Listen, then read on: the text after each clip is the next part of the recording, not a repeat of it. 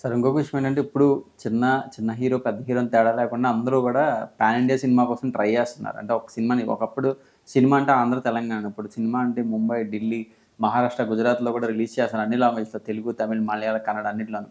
As a ప్రొడ్యూసర్‌గా మీరెప్పుడు pan India వైపు చూస్తారు? పాన్ ఇండియా అనేది అది మనం ప్లాన్ చేసుకుంటే వచ్చేది కాదు సార్. అది జరుగుతుంది అది.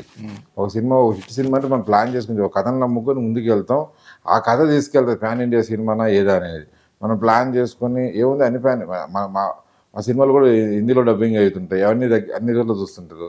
లార్జర్ ఆడియన్స్కి ఇండియన్ వైజ్ అన్ని లాంగ్వేజ్ ఆడియన్స్కి మనం రీచ్ చేయగలిగే కంటెంట్తో వెళ్తే, నేటివిటీ కంటెంట్తో వెళ్తే డెఫినెట్లీ రీచ్ అవుతుంది. అది ప్లాన్ చేసుకుంటే పాన్ ఇండియా దొరకదు.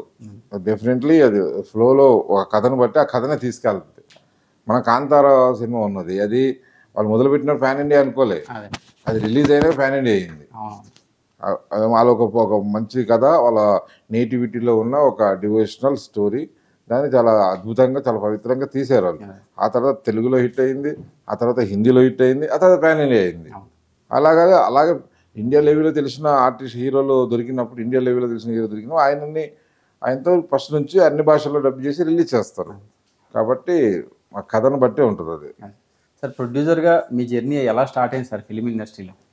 ప్రొడ్యూసర్‌గా మీ జర్నీ ఎలా స్టార్ట్ చేశారు? ప్రొడ్యూసర్ కాకముందు నేను ప్రొడక్షన్ మేనేజరు, దానికన్నా ముందు నేను జెమినీ టీవీలో జాబ్ చేశాను, దానికన్నా ముందు నేను కెమెరా అసిస్టెంట్గా ఇవన్నీ చేశాను.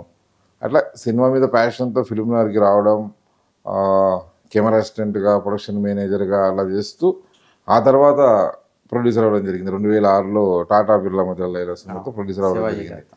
నేను Shivaji very close friends from Gemini TV.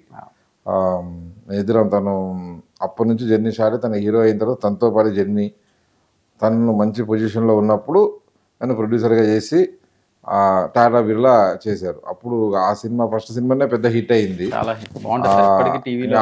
అక్కడ నుంచి journey every year one movie అవుతుంది. ఇప్పటికీ 20 years అయిందంటే జస్ట్ స్టార్ట్ అయింది, ఇప్పటివరకు 20 years అయిపోయింది.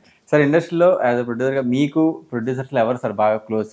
అంటే మీరు రెగ్యులర్గా ఏదన్నా మాట్లాడాలన్నా, డిస్కస్ చేయాలన్నా, సినిమాల గురించి కానీ లేదా ఏదన్నా థియేటర్స్ గురించి కానీ మాట్లాడాలంటే ఎక్కువ ఎవరితో మాట్లాడుతుంటారు? ప్రొడ్యూసర్లో చాలామంది, అండ్ ఫస్ట్ నుంచి చాలామంది ఫ్రెండ్స్ ఉన్నారు, చాలామంది పరిచయాలు ఉన్నాయి. అంటే మీకు క్లోజ్ ఫ్రెండ్స్ ప్రొడ్యూసర్స్ ఎంతోమంది ఉన్నారు. అంటే మీరు వేరే పెద్ద పేర్లు చెప్పాలంటే సురేష్ బాబు గారితో ఫస్ట్ నేను నా జర్నీ స్టార్ట్. చాలా సినిమాలు, కథలు, డిస్కషన్ అవన్నీ జరిగినాయి నాకు. నేను ప్రేమేష్ కాదల సినిమాకి నాకు సపోర్ట్ చేశారు. తర్వాత సినిమా చూపిస్తాం, ఆ సినిమా రిలీజ్ దగ్గరికి వెళ్ళి రాజు గారితో పరిచయం ఏర్పడింది. దాంతో ఆయనతో బిగ్ జర్నీ స్టార్ట్ అయింది. రాజు గారు ఆ సినిమా చూపిస్తాం, ఆ సినిమా నైజాం రైట్స్ కొన్నారు, ఆ సినిమా నచ్చింది. దాని తర్వాత నేను లోకల్, ఆయన బ్యానర్లో నేను లోకల్ సినిమా చేసాం, ఆ సినిమా తీస్తాం మా టీం అంతా. ఆ తర్వాత పాగల్, నాన్న నేను బాయ్ ఫ్రెండ్స్, ఇద్దరు లోకం ఒకటి, ఇలాంటి చాలా సినిమాలకి తనతో పాటు నేను వాళ్ళ బ్యానర్తో పాటు అసోసియేట్ అయిపోయి సినిమా చేశాను. ఆ జర్నీ ఇంకా ఆ రకంగా వాళ్ళతోటి ఎక్కువ జర్నీ కొనసాగుతుంది.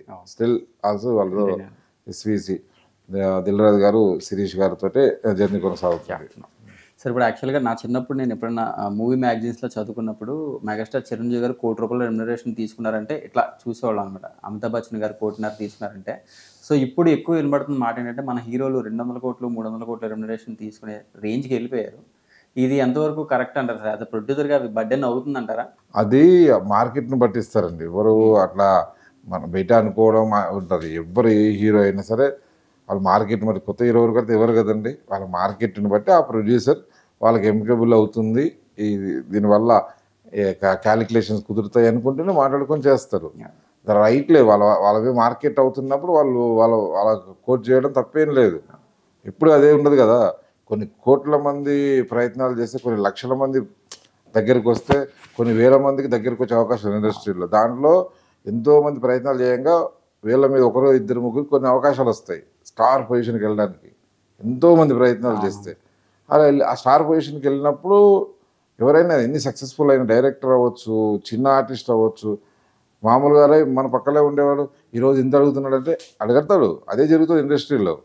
సక్సెస్ దొరికింది, ఫ్రైడే సక్సెస్ అయిపోయిందని నేను 10,000 రూపాయలకు ఉన్న ఆర్టిస్ట్ వాళ్ళు 10,000 సక్సెస్ వచ్చిన నెక్స్ట్ డే 2 లక్షలకు వెళ్ళిపోతాడు.